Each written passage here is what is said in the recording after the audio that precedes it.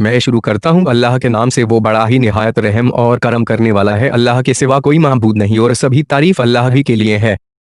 अबू हुमैद सईदी रज़ी अल्लाह ताला अन्हो से रिवायत है, उन्होंने फरमाया कि हम तबूक की जंग में रसूलुल्लाह सल्लल्लाहु अलैहि वसल्लम के साथ थे।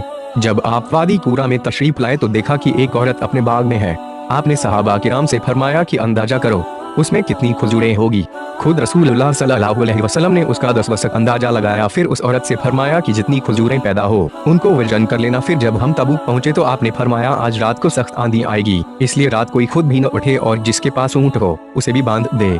चुनाचे हम लोगों ने ऊँटों को बांध दिया। फिर सख्त आंधी आई। इत्तेफाक से एक आदमी खड़ा हुआ तो उसे तेज हवा ने तय नामी पहाड़ पर फेंक दिया। उसी जंग में इलाके बादशाह ने नबी सल्लल्लाहु अलैहि वसल्लम के लिए एक सफेद खच्चर और ओढ़ने के लिए एक चादर भेजी। आपने उस इलाके की हुकूमत उसके नाम लिख दी।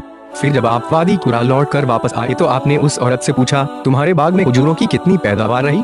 उसने अर्ज किया 10 वसक। यही अंदाजा रसूलुल्लाह सल्लल्लाहु अलैहि वसल्लम ने फरमाया था। फिर आपने फरमाया, मैं जरा मदीना जल्दी जाना चाहता हूँ, लिहाजा तुम्हें से जो आदमी जल्दी जानना चाहे वह जल्दी तैयार हो जाए। जब आपको मदीना नजर आने लगा तो फरमाया यह काबा है, और जब आपने उहुद को देखा तो फरमाया यह पहाड़ है जो हमको दोस्त रखता है और हम इसे दोस्त रखते हैं। क्या मैं तुम्हें बताऊं कि अंसार में किसका घराना बेहतर है? लोगों ने अर्ज किया जी हाँ। आपने फरमाया कबीला नजार का घराना, उसके बाद बनी अब्दुल अशहल, फिर बनी साइदा, फिर बनी हारिस बिन खजरज के घराने, और यूं तो अंसार के तमाम घरानों में अच्छाई है। दरख्तों पर लगे हुए फलों का किसी तजुर्बेकार से अंदाजा लगाना खरस कहलाता है। इस अंदाजे का 10वां हिस्सा ज़कात के तौर पर वसूल किया जाता है। ध्यान रहे कि अंदाजा कुर्दा मिकदार से उठने वाले अखराजात को मिन्हा बराबर कर दिया जाए। अब्दुल्लाह बिन उमर रजी अल्लाह ताला अन्हो से रिवायत है, वे रसूलुल्लाह सल्लल्लाहु अलैहि वसल्लम से बयान करते हैं कि आपने फरमाया कि जो खेती बारिश या चश्मे से सैराब हो या वह जमीन जो खुद ब खुद सैराब हो उसमें 10वां हिस्सा लिया जाए, और जो खेती कुएं के पानी से सींची जाए उससे 20वां हिस्सा लिया जाए।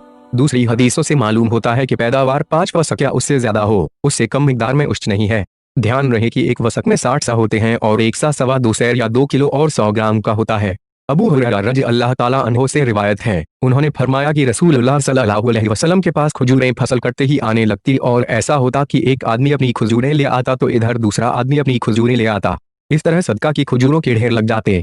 एक रोज हसन और हुसैन रजी अल्लाह ताला अन्हो इन खजूरों से खेलने लगे और उनमें से किसी ने खजूर उठाकर अपने मुंह में डाल ली, जिसे रसूलुल्लाह सल्लल्लाहु अलैहि वसल्लम ने देख लिया तो आपने वह खजूर उसके मुंह से निकाल कर फरमाया, क्या तुम्हें मालूम नहीं कि मोहम्मद सल्लल्लाहु अलैहि वसल्लम के घर वाले सदका नहीं खाते? मालूम हुआ कि छोटे बच्चों को भी हराम खोरी से बचाया जाए और उसे बताया जाए कि हराम खोरी बड़ा गुनाह है, ताकि वह बड़ा होकर अल्लाह वजहिल बसीरत तकले हराम से परहेज करें। उमर रजी अल्लाह ताला अन्हो से रिवायत है, उन्होंने फरमाया कि मैंने एक बार अल्लाह की राह में सवारी का घोड़ा दिया। जिस आदमी के पास घोड़ा गया उसने उसे बिल्कुल खराब और बेकार कर दिया। मैंने इरादा किया कि उसे खरीद लूं और मैंने यह भी ख्याल किया कि वह उस घोड़े को सस्ता बेच देगा। फिर मैंने नबी सल्लल्लाहु अलैहि वसल्लम से उसके बारे में पूछा तो आपने फरमाया उसे मत खरीद और अपना सदका वापस न ले, अगरचे एक ही दिरहम में तुझे दे डाले, क्योंकि खैरात देकर वापस लेने वाला उल्टी करके चाटने वाले की तरह है। इस हदीस से बजाहिर साबित होता है कि अपना दिया हुआ सदका खरीदना हराम है, लेकिन किसी दूसरे का दिया हुआ सदका फकीर से खरीदा जा सकता है। इसी तरह अपना सदका अगर बतौर विरासते मिले तो उसे लेने में कोई हर्ज नहीं। इब्ने अब्बास रजी अल्लाह ताला अन्हो से रिवायत है, उन्होंने फरमाया कि नबी सल्लल्लाहु अलैहि वसल्लम ने एक मरी हुई बकरी देखी जो मैमूना रजी अल्लाह ताला अन्हो की गुलाम को बतौर सदका दे दी गई थी। नबी सल्लल्लाहु अलैहि वसल्लम ने फरमाया कि तुम उसकी खाल से फायदा क्यों नहीं उठाती? लोगों ने अर्ज किया कि वह तो मुर्दार है। इस पर आपने फरमाया कि मुर्दार का सिर्फ खाना हराम है। इससे मालूम हुआ कि आपकी बीवियों के गुलाम को सदका देना जायज है। अलबत्ता रसूलुल्लाह सल्लल्लाहु अलैहि वसल्लम के आजाद करदा गुलाम सदका नहीं ले सकती। इसकी हुर्मत दूसरी हदीसों से साबित है। अनस रजी अल्लाह ताला अन्हो से रिवायत है कि नबी सल्लल्लाहु अलैहि वसल्लम के सामने कुछ गोश्त लाया गया जो बरीरा रजी अल्लाह ताला अन्हो को बतौर सदका दिया गया था, तो आपने फरमाया कि बरीरा के लिए तो सदका था लेकिन हमारे लिए हदिया लाफा है। जब सदका और खैरात किसी मोहताज के पास पहुंच गया, वह उसका मालिक बन गया तो अब खैरात के हुक्म से खारिज हो गया, उसका आगे सदका देना जायज है।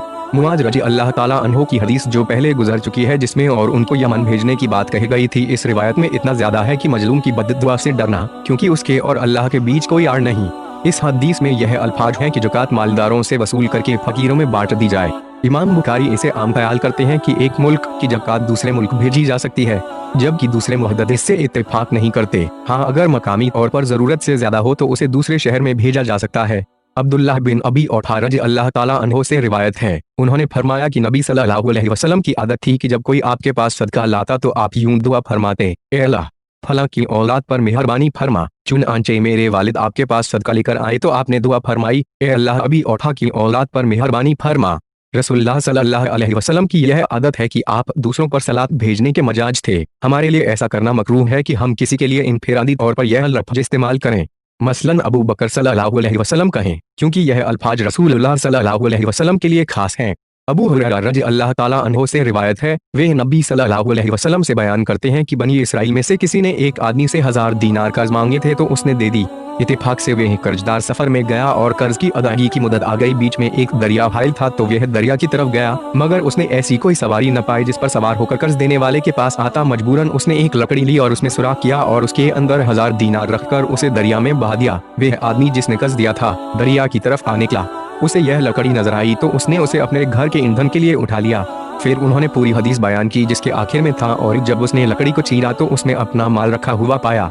एडाइटेड इमाम बुखारी ने इस हदीस से उन लोगों का रद्द किया है जो दरियाई माल में 5वां हिस्सा निकालना जरूरी करार देते हैं। इमाम बुखारी का मुख्य यह है कि दरिया या समंदर से जो चीज मिले उसे अपनी मिल्कियत में लेना जायज है और उसमें किसी किस्म का मुकर्रर हिस्सा अदा करना जरूरी नहीं है।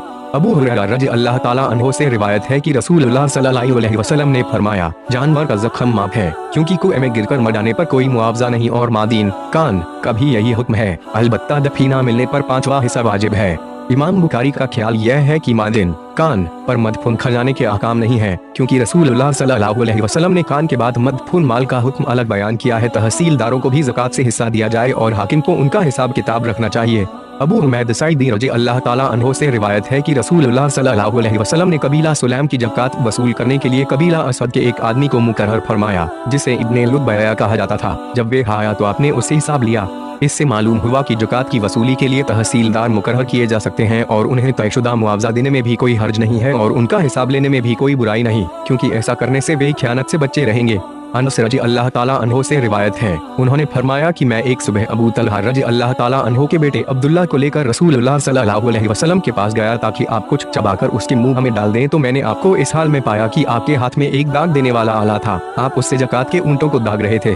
मालूम हुआ कि जानवर को किसी जतरत के पेश नजर दाग देना दुरुस्त है। यह एक इस्तस्नाई सूरत है, क्योंकि रसूलुल्लाह सल्लल्लाहु अलैहि वसल्लम ने बिला वजह हैवान को तकलीफ देने से मना फरमाया है।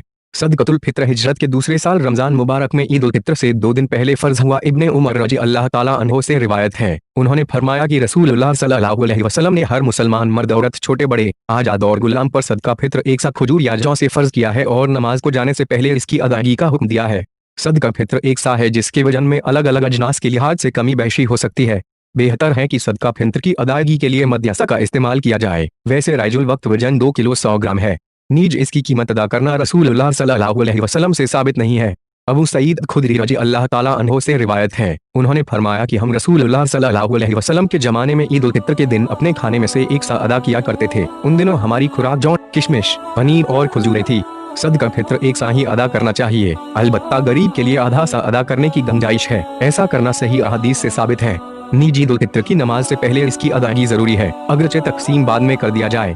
सदका फित्र उस जिन्स से अदा किया जाए जो साल के अक्सर हिस्से में बतौर खुराक इस्तेमाल होती है। उस जिन्स से बेहतर भी बतौर फितरा दी जा सकती है। अलबत्ता इससे कमतर को बतौर फितरा देना ठीक नहीं।